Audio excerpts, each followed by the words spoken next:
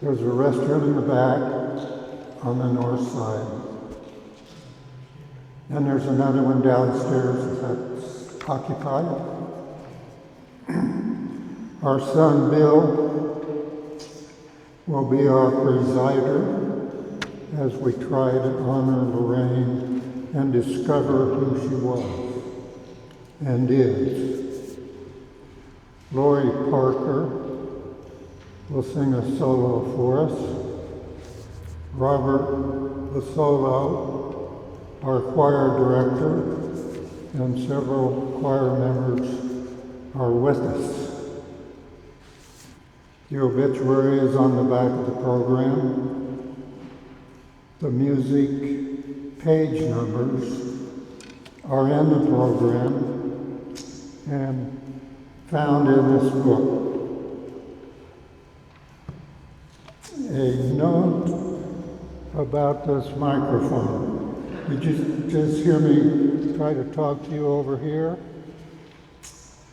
I need to be right here, or I need to move the microphone right in front of me. And so, if some of you forget that, I'm going to raise my hand to remind. Finally, after the service, join us for some informal food and drinks in the back. The opening song, Canticle of the Sun, is number 496, verses 1, 3, 5, 1, 3, 4, and 5. 1, 3, 4, and 5.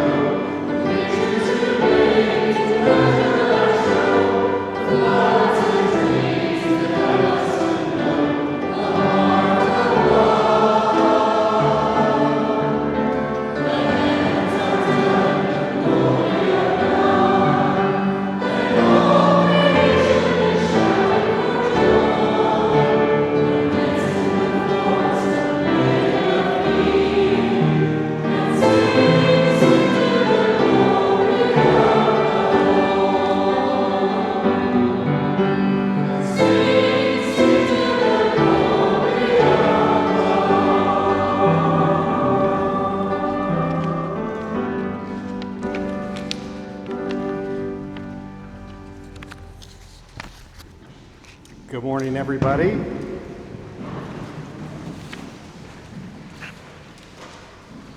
Thanks for coming out today to this memorial. What a great crowd. Lots of support here. We appreciate it very much. Thanks to the choir for your volunteerism for this event. You've started off really well.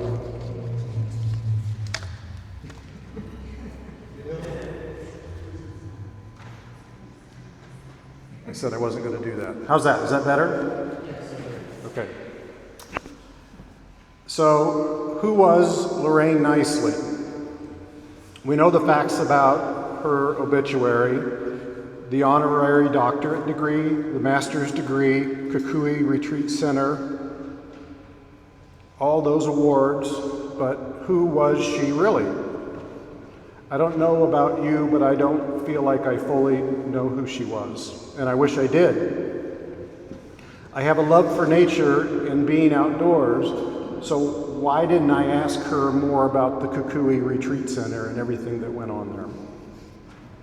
Those of us here in Kansas City have one view of her through occasional in-person visits and sometimes very lengthy phone calls. And those in Canada, her closest friend, know her another way. I had a conversation with one of her friends, Marie Dion. Marie, if you're listening, hello. Marie was first a nurse and then considered a career change. She took a course in pastoral counseling. Lorraine was her instructor and mentor, then continued to be a mentor through her entire career. Marie said about Lorraine, "It doesn't matter who it is, Lorraine touches people deeply."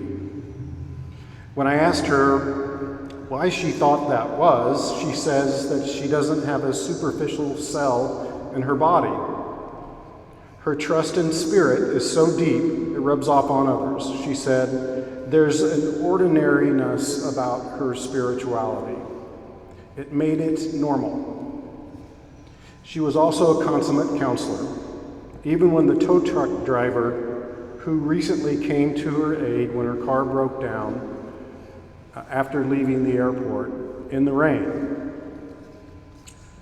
Lorraine told us about this occurrence.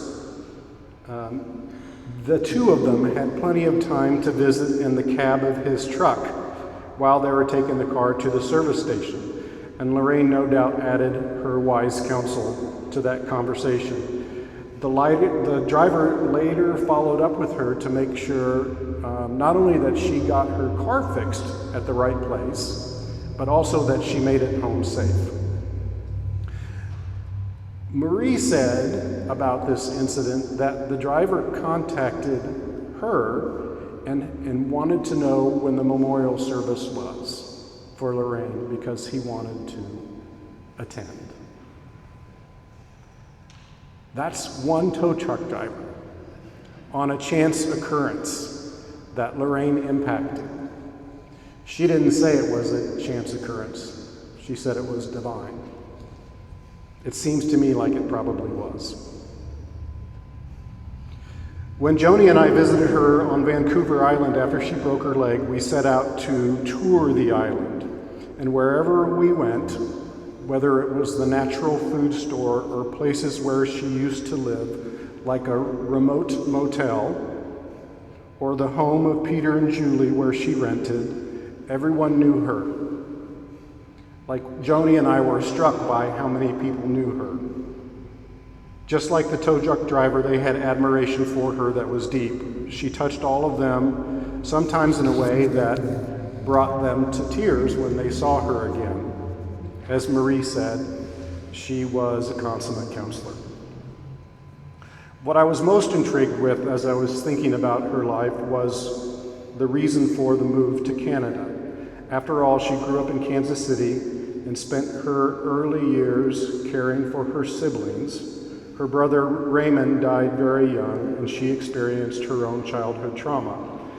Then she served others 27 years as a nun with the Sisters of Charity. During this time, she traveled all across the country, caring for others. Many of them were children, many from indigenous communities as well. All the while, she earned 2 master's degrees, and then came the call to pastoral counseling. This is an occupation that perfectly blended her continuous desire to care for others and a lifetime of deep spirituality. Marie said, back in those days, to be a pastoral counselor in the United States, one had to be an ordained minister. That was not the case in Canada, and thus the reason for the move. We had a related conversation when Joni and I discovered that also back in those days, many religious denominations did not allow women to be ordained ministers. So her calling and her faith were so great that she was willing to move to another country. Her whole life, Lorraine was a trailblazer. She led the way for women in the field, and Marie said, if Lorraine can do it, then I can too. In 2021, she was awarded an honorary doctorate degree from St. Stephen's College in Edmonton. Here's just a really short excerpt of what Fred Tappan, the principal and dean of Stephen's College, had to say about her accomplishments. He said, Lorraine is honored for her transformative and integrative contributions to the area of counseling, spirituality, integrated psychotherapy, and ecological spirituality. In addition to a graduate degree in theology and 1 in religious education, Ms. Nicely holds a Canadian Association of Spiritual Care certification, or CASC. A CASC certified psycho-spiritual therapist, and a CASC certified supervisor, educator in the PCE stream, and a diplomate. That was just the beginning of what he had to say about her. And then after all of these accomplishments, she essentially gave it all up, purchased acreage on borrowed money, and started Kukui. Our sister, our aunt, our friend was absolutely a trailblazer.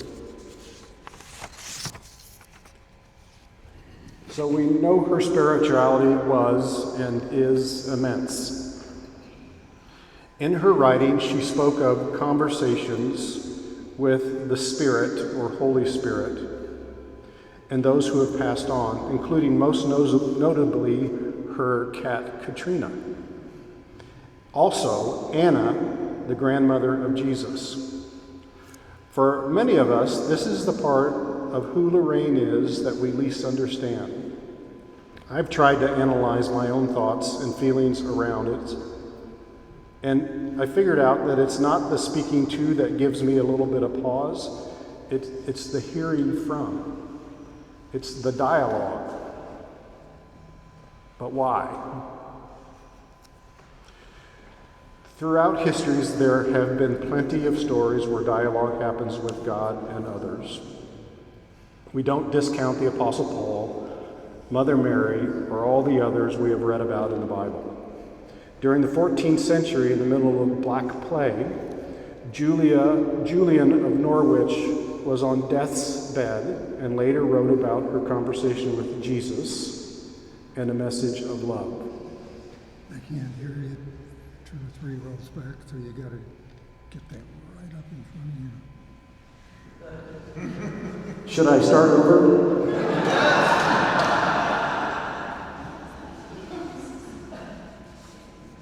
Thanks, Pops. Julian of Norwich was on death's bed and later wrote about her conversation with Jesus and his message for love everyone, which was novel at the time. What was not novel in the 14th century was this idea that individuals just like you and me could receive messages from God and have a conversation with the Holy Spirit. It is only in recent history, since the industrialization and consumerism, have we forgotten how to communicate with spirits. It's this thin veil between this world and those of the spirit world is the Celtic belief. Or we seek out thin places to find the spirit. Mark Clark, one of the Sophia sisters in Edmonton, said that Lorraine was living half a life in the spiritual world and half of it in our world.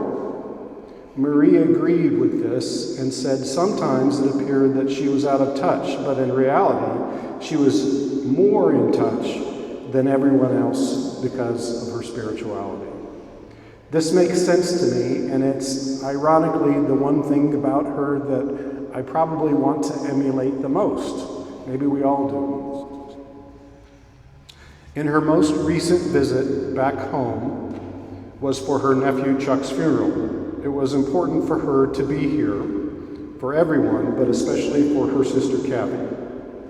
Her text message from the airport as she was leaving after that visit was that her visit was really, really good. She was happy to spend quality time with so many of us, and that she hated to leave. Marie agreed with this because Lorraine told her how good the trip was and how much she loved us all.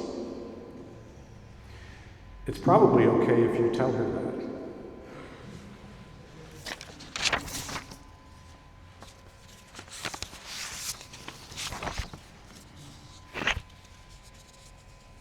Now we're going to enjoy a music solo from Lori Parker. We appreciate her being here as well. Morning Has Broken, number 756.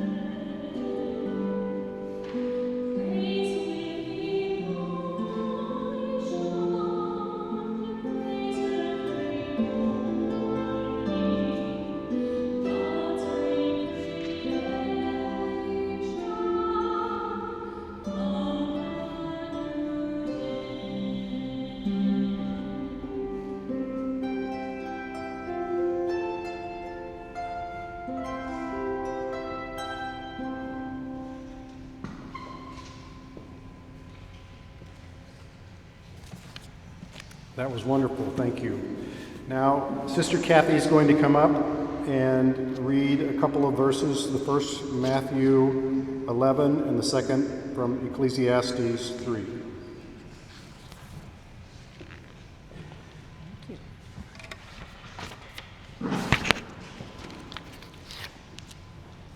Okay, I'll see if I can get this right. Is it good? Okay. Good morning, everyone. Let me add my thanks to Steve and Bill for everyone attending today. I really appreciate that.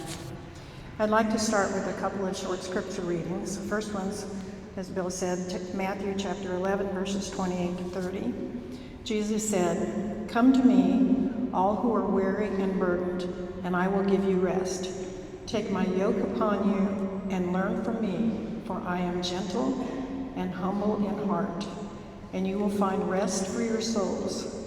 For my yoke is easy and my burden is light." And from Ecclesiastes chapter 3, verses 1 through 8, "There is a time for everything and a season for every activity under heaven. A time to be born and a time to die, a time to plant and a time to uproot, a time to kill and a time to heal, a time to tear down and a time to build, a time to weep and a time to laugh, a time to mourn and a time to dance, a time to scatter stones and a time to gather them, a time to embrace and a time to refrain, a time to search and a time to give up, a time to keep and a time to throw away, a time to tear and a time to mend, a time to be silent and a time to speak, a time to love and a time to hate, a time for war and a time for peace."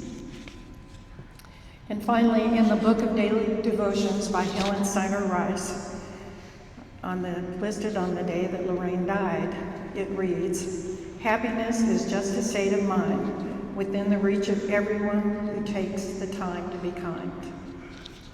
You speak beautifully for who my sister was. She had the ability to connect with everyone and to meet in a loving and caring way. If you knew Lorraine, I think you must have experienced that at some point in the time that you knew her. Over the years, my relationship with Lorraine has developed and changed. When I was 9 years old, she entered the Sisters of Charity of Leavenworth, and I will admit I didn't get it. We would go visit her one Sunday afternoon every month. We sat in a big room with other families, and I was, bored, as any 9-year-old would be. After a couple of years, though, she started teaching in schools, and we got to go visit her in the summer.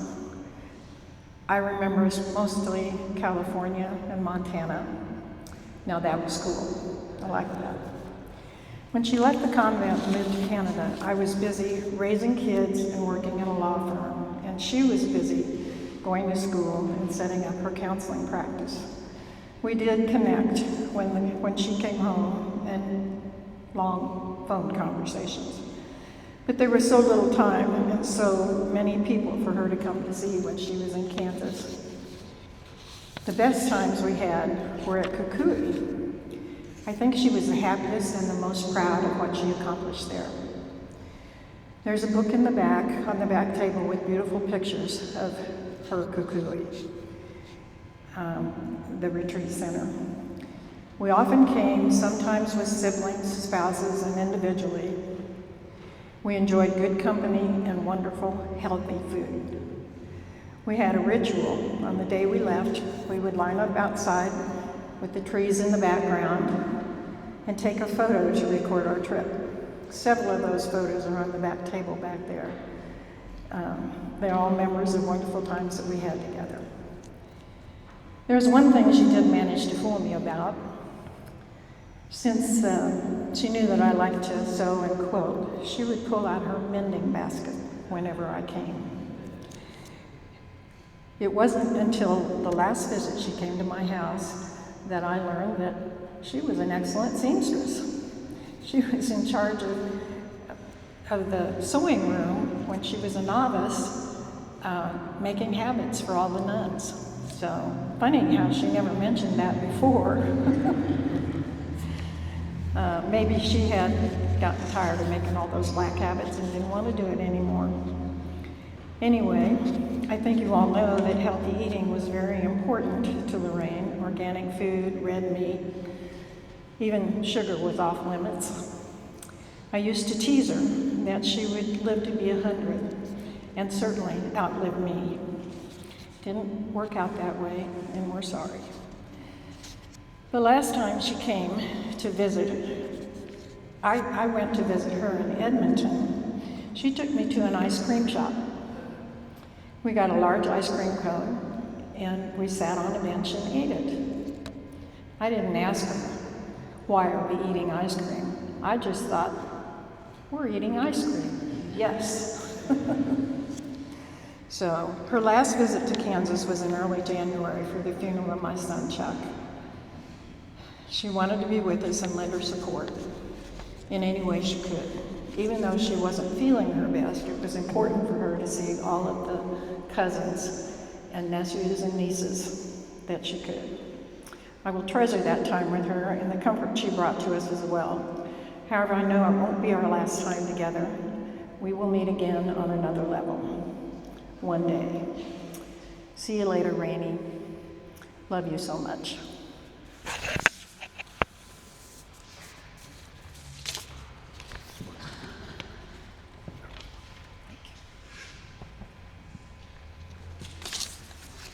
Thank you, Kathy. Next, we have niece, Susan, who's going to come up and read from a book called The Spirit Wheel. The section is How We Love, and we really like the Spirit Wheel because it is wisdom from Indigenous elders, and we think it's perfectly fitting for Lorraine.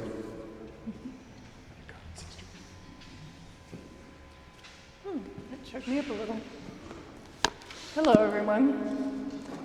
Thank you for coming. I'm going to do my best here. I'm not the best at poems, so can you hear me okay? All right. How well we love. Bend your heart towards love as a flower bends to face the sun. When all is said and done, the only true measure of our lives is how well that we loved. How well we gave love, received love, shared love, protected love, created love. Nothing else will matter when our turn comes to make the final journey. Only the love we were will linger. Only love will still speak our name in the hearts of those we embraced. We were made to love, you and I, made so by the author of love, made in the image of love to be the love that we are. Thank you.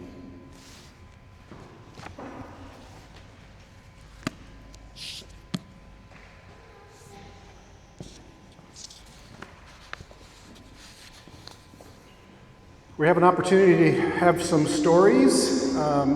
Dad, Brother Steve, oldest brother, is going to come up and he's going to tell a couple recollections that he has of his big sister. And after that, we conclude, then we will have our closing hymn. And there's also an opportunity for you to come up and share your stories that you may have. And I know Marie's here is going to come up after Dad. And for the rest of you who might want to share a story, you have until then to prepare yourself. Pops?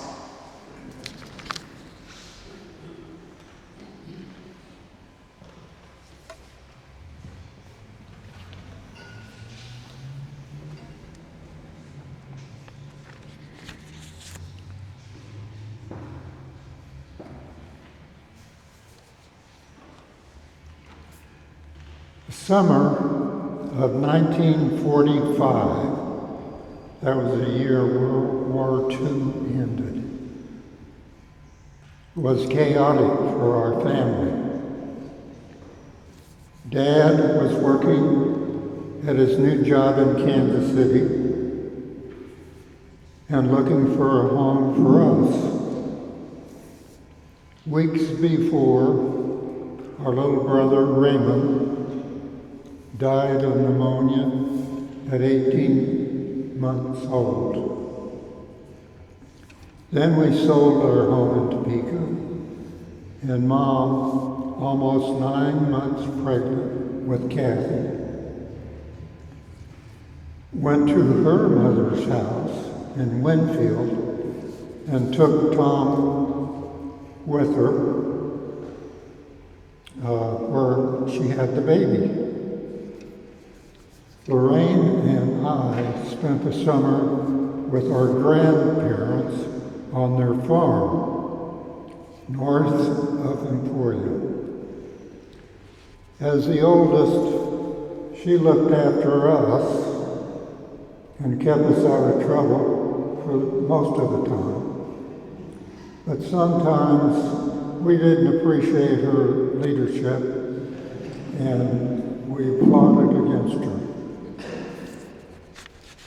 There was a persimmon tree in the front yard of the farm.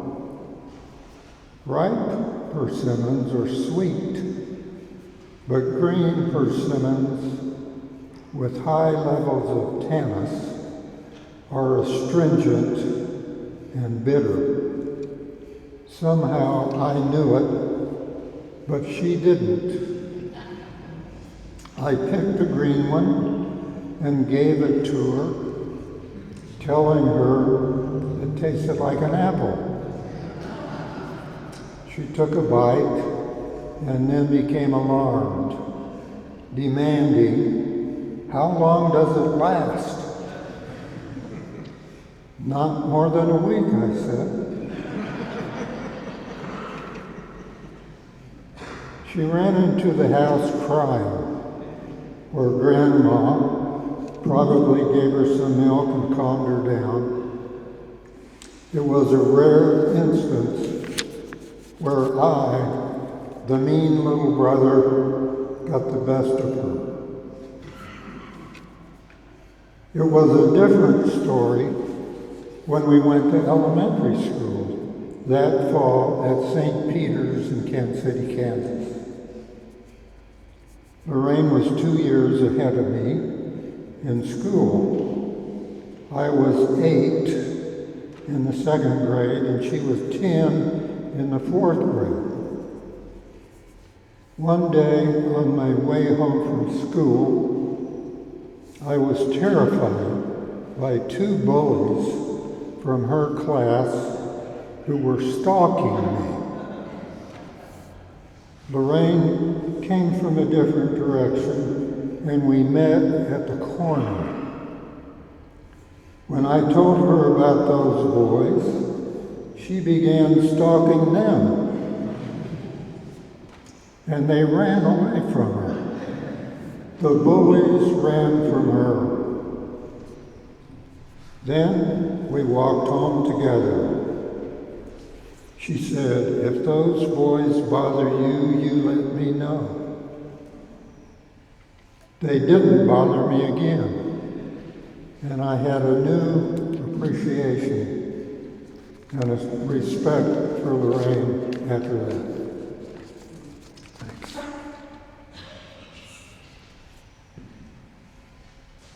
That's good ones. Open mic time.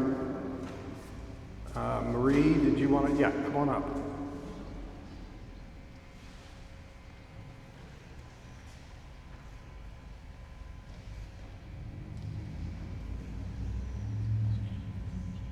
Thank you. You know the rules. Thank you.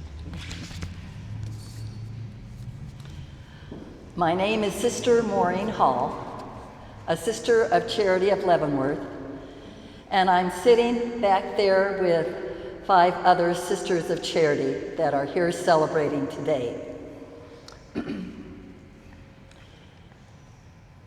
This line of poetry came to me as I was praying with all of you this morning. There is no house like the house of belonging, where we learn to love what it takes a lifetime to learn to love. There is no house like the house of belonging. This morning we celebrate all the houses of belonging that were part of Lorraine's journey. Her beloved family, the Sisters of Charity of Leavenworth, the many, many people in Canada that we do not personally know, but lived in Lorraine's heart as a house of belonging. Lorraine was very conscious of staying in touch with the community of the Sisters of Charity. When she would come home, often to visit you, her family, and friends, she would call Sister Julia Golkowski, one of the Sisters of Charity that she was a very good friend with. In fact, they went to Ward High School together. They were called the Dots, the Wyandotte community. And Julia would arrange for Sisters of Charity to get together at the Mother House to visit Lorraine. This year, Julia died, went into God's loving embrace. There would be two sisters that would, especially, I would say three, that would be here this morning. Julia, Mary Jo Downey, and my dear cousin, Arthel. Arthel is with us in spirit, and the other two are with Lorraine. But this would be the buzz around the Mother House when Lorraine would be visiting. Lorraine is coming. Lorraine is coming. Can you imagine in heaven the hundreds and hundreds of people who are saying, Lorraine is here, she's here, she's come among us. Lorraine was not only physically beautiful, she was beautiful on the inside. In our younger years, we worked together, not exactly together, we were in two different ministries, but the city was small enough that we knew everything and everybody, called Butte, Montana. One day she visited the junior high where I was teaching, and she was a guest speaker in my theology or religion class, and she walked in. And one of the boys said, I didn't think they made nuns that were so pretty. Frankly, I was a little insulted. She was beautiful, wasn't she? And she sort of glided.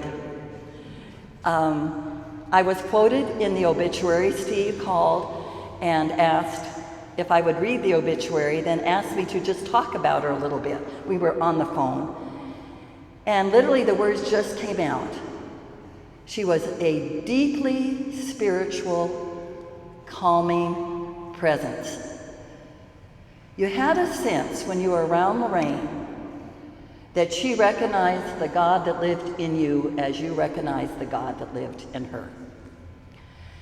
And so, as a Sister of Charity of Leavenworth, we were blessed for her presence for 27 years. But her presence was always with us in many, many dimensions. And so we say with many, Lorraine, we are so glad that you were here among us.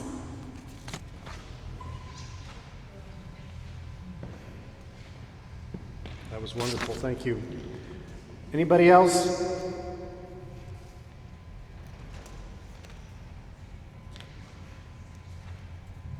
Okay.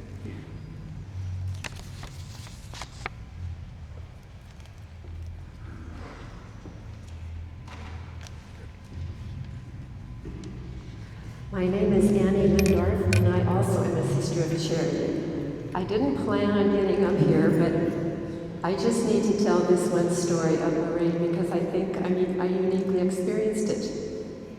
How many of us have been the new kid in town, new job of teaching, didn't know anyone she was living with or in that city? I was sent to Butte, Montana in 1970, my first mission. I lived on top of a high school with many other sisters whom I had never met.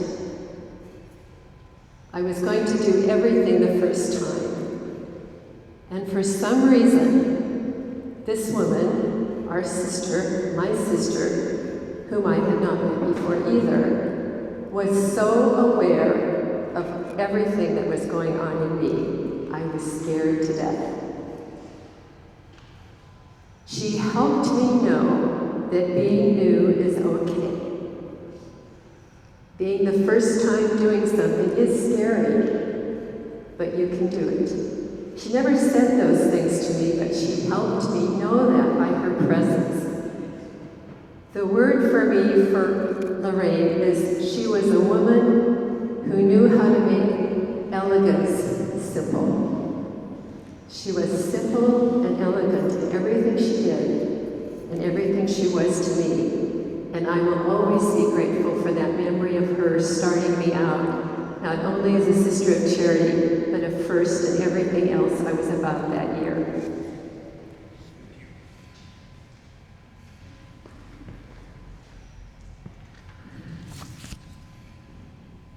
That was wonderful. Would anybody else like to share a story?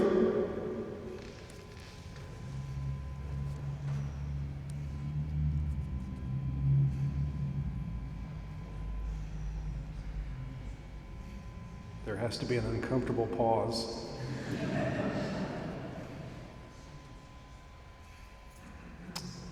Thank you, Sisters of Charity, for sharing. Please join us in the closing song, number 859, Hold You.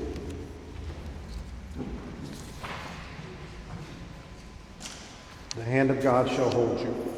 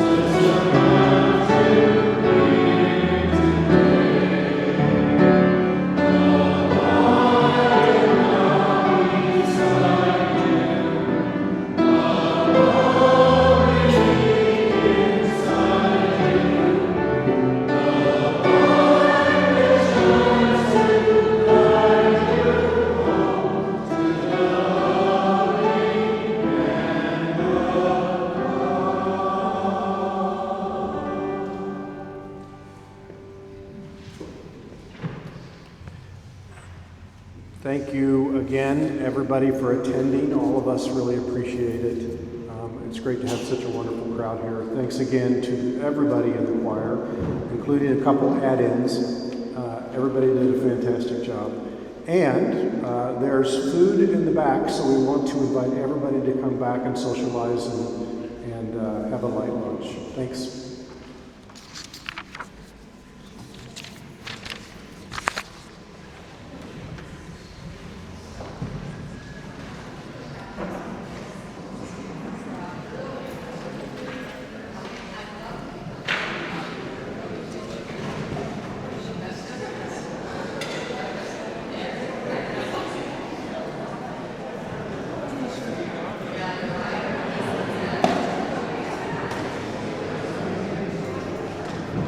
Thank you so much.